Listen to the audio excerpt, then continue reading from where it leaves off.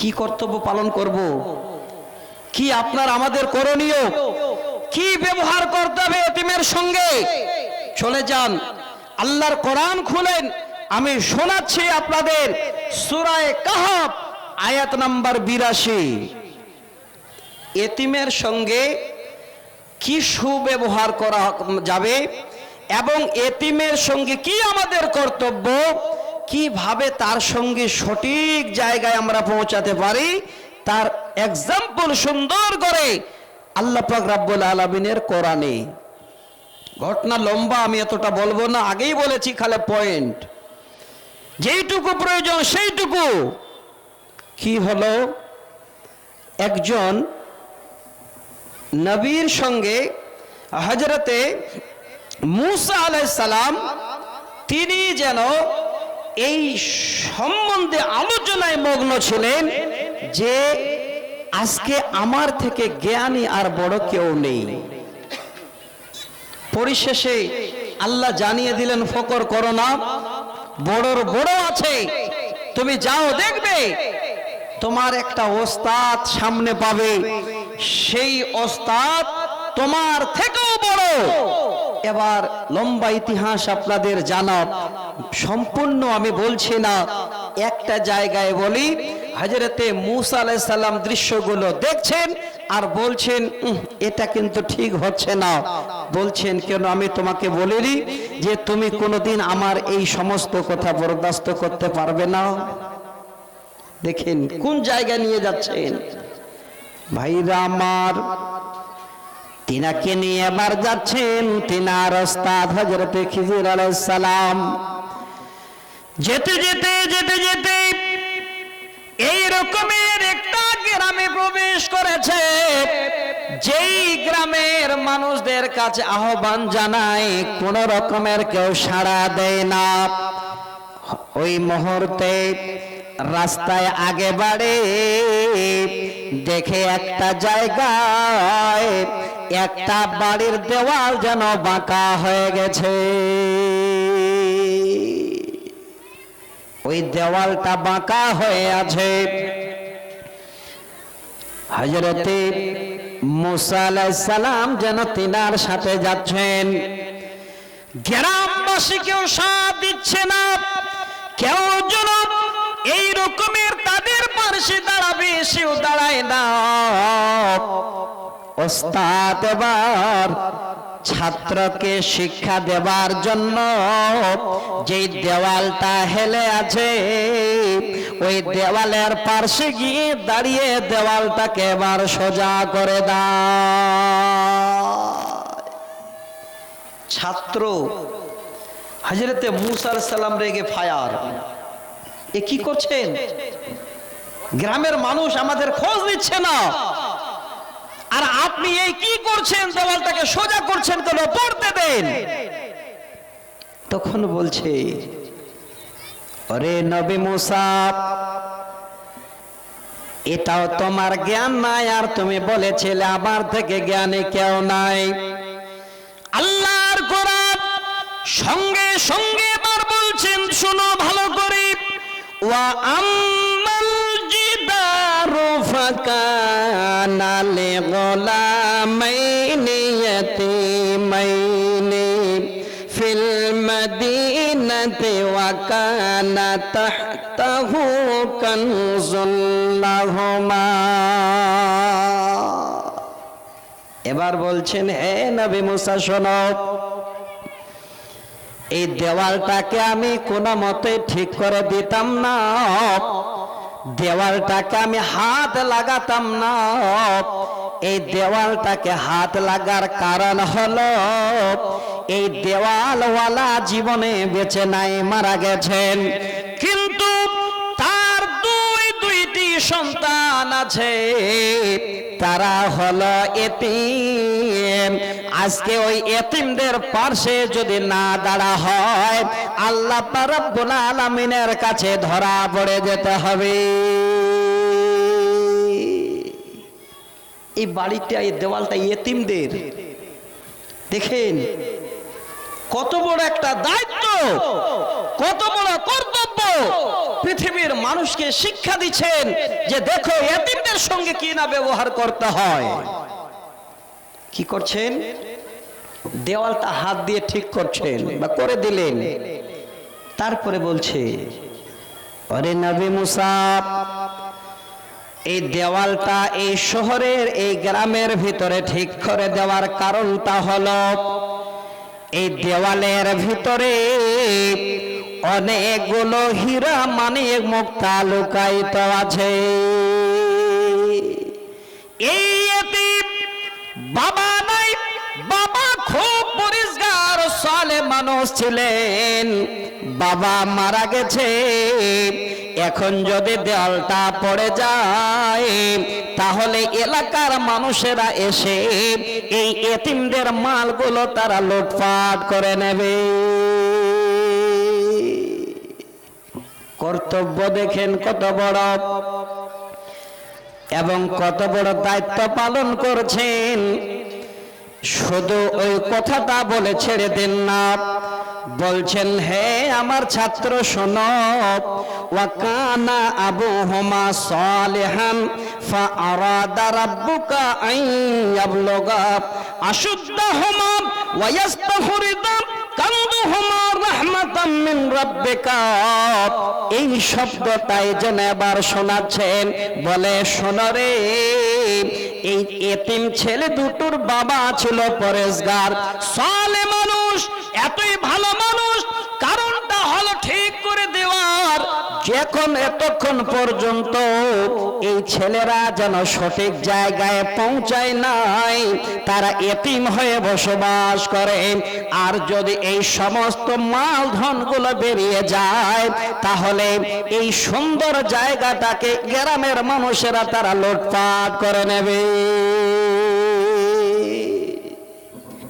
তিনি একটা কর্তব্য পালন করছেন, কি সুন্দরভাবে তিনি বুঝাতে যাচ্ছেন যে আজকের দিনে যেইভাবে হোক, যেই অবস্থায় হোক, এই জায়গাটা ঠিক করে দেওয়ার উদ্দেশ্য হলো এই বাড়ির মালিক বর্তমানে এখন দুইজন এতিম, এটাই তার দায়িত্ব।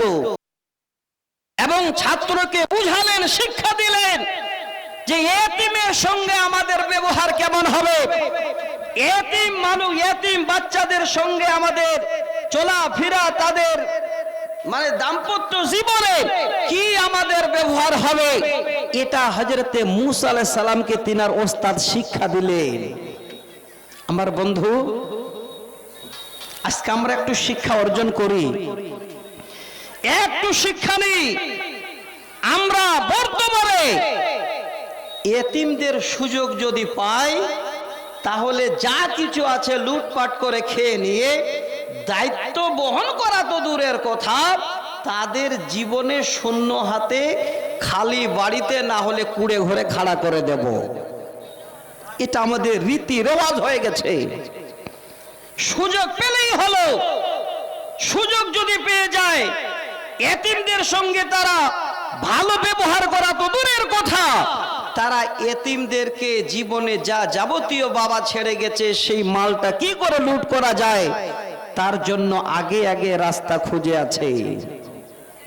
বন্ধু, এতিমদের সঙ্গে আমাদের কর্তব্য কেমন হবে, আপনাদের কাছে আর একটা জায়গায় নিয়ে যাচ্ছি, যেই জায়গাটা হয়তো আপনারা অনেক শুনেছেন, তারপরেও আমি আবার চলে যাচ্ছি সেই জায়গায়। ভালো করে শুনে রাখবেন, সুন্দর একটা মসজিদ, যে মসজিদটার নাম হলো মসজিদে নববী। তিনি যেদিন যাচ্ছেন মক্কা থেকে মদিনায়, যেতে যেতে যেতে যেতে যেই মসজিদ আল্লাহ রাসূল বানিয়েছিলেন, যিনি সেই মসজিদটাকে মসজিদে নববী নামে পরিচয় দিয়েছিলেন, সেই জায়গাটাতে আল্লাহ রাসূল এবার মসজিদ বানাবেন, এই জায়গায় গিয়ে পৌঁছে গেছেন। ইতিমধ্যে আল্লাহ রাসূলের পছন্দ হয়ে গেছে যে এই জায়গাটাতে যদি দীর্ঘ সময় অতিবাহিত করে আসলাম, বিশ্রাম নিলাম। যদি এখানে একটা মসজিদ বানা হয় তাহলে জীবনে একটা এখানে ইবাদতগাহ আল্লাহর খাড়া হবে, এখানে জীবন ধরে থেকে যাবে। আল্লাহর নবী নিজেই জন্য এতিম, যিনি নিজেই এত কষ্ট করে মানুষ হয়েছেন, তিনার কষ্টের জীবনে বলতে গেলে সময় শেষ হবে না। তিনি এতিম নবী বলেন, সেই জায়গাটা আমার পছন্দ হলো, আমি যেন খোঁজ শুরু করলাম এই জায়গাটা কার, এই জায়গার মালিককে। ইতিমধ্যে খবর আসলো, কানালে গোলামাইনি এতিমাইনি, এই যে জায়গাটা আপনি পছন্দ করেছেন এই জায়গাটা হলো দুইজন এতিম বাচ্চা। এতিম বাচ্চার জায়গা। আমরা হলে ফলস সই করে, বুঝ জ্ঞান তো হয়নি, নিয়ে গিয়ে নানান ধরনের চিটারি করে এতিমদেরকে জীবনে সব বঞ্চিত করে দিতাম, বা করছি বর্তমানে। হে মুসলিম সমাজ, আজকে জালসা দিয়েছেন জ্ঞান নেবার জন্য, আপনাদের কাছে আমি আলোচনায় আছি, দয়া করে একটু মন দিয়ে শুনবেন। যদি আজকে আপনারা নেকি আর নেকি নিতে চান তাহলে কমপক্ষে এতিমদের দিকে একবার দয়ার দৃষ্টিতে তাকাবেন। আল্লাহ রাসূল খবর দিলেন, ইতিমধ্যে এবার খবর আসলো ওই জায়গাটা হলো দুইজন এতিম সন্তানের, যার নাম হলো সোহেল এবং সাহাল, এই দুই ভাইয়ের হলো সেই জায়গা। আল্লাহর নবী ডেকে পাঠালেন, ওরে আল্লাহর বান্দা, সোহেল এবং সাহাল কোথায় আছো? যেন তারা হাজির হলো। এতিম দুই সন্তান নবীর সামনে আল্লাহর নবী যেন প্রস্তাব করলেন, এই জায়গাটা পছন্দনীয়, এখানে আল্লাহর ইবাদতের ঘর তৈরি হবে, মসজিদ তৈরি হবে, তাই যেন এই জায়গাটা তোমাদের কাছে আবেদন করা হয়। এবার জায়গার কথা শুনে হতে পারে তারা দুইজন এতিম। আল্লাহর নবীর পরিচয় পেলেন, তিনি কে? এবার পরিচয় হলো সেই দুই ভাই, এত বড় এতিম বাবা হারা। আল্লাহ নবীর সামনে এসে বলেন, গো আল্লাহর নবী, এই জায়গাটা আমাদের আপনার জন্য পছন্দ হয়েছে, এখানে মসজিদ বানাবেন, তাই আমরা দুই ভাই বলছি এই জায়গা আল্লাহর রাস্তায় আমরা দিয়ে দিলাম। আল্লাহর নবী যেন এবার মুস্কি মেরে হাসলেন, খুশি হয়ে গেলেন। হাইরে এতিম সন্তান, আল্লাহর ঘরের জন্য তোমরা সেই জায়গা এবার দিয়ে দেবে।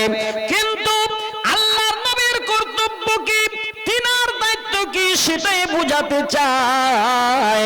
নবীজি বলছেন, আমি ওই মুহূর্তে সুন্দর করে ওই দুই ভাইকে আমার পাশে ডেকে নিলাম, ডেকে নিয়ে বললাম, ওরে এতিম বাবুরা, এই জায়গাটা তোমাদের কাছে আমি এমনিতে নিতে চাই না, এর বিনিময় আমি তোমাদের কিছু যেন অবশ্যই অর্থ সম্পদ দিতে চাই। দেখেন কর্তব্য, দায়িত্ব কাকে বলে? আল্লাহর ঘর তৈরি করবেন, সেখানে ছেলেদের ডাকলেন ফ্রিতে দিয়ে দেবে।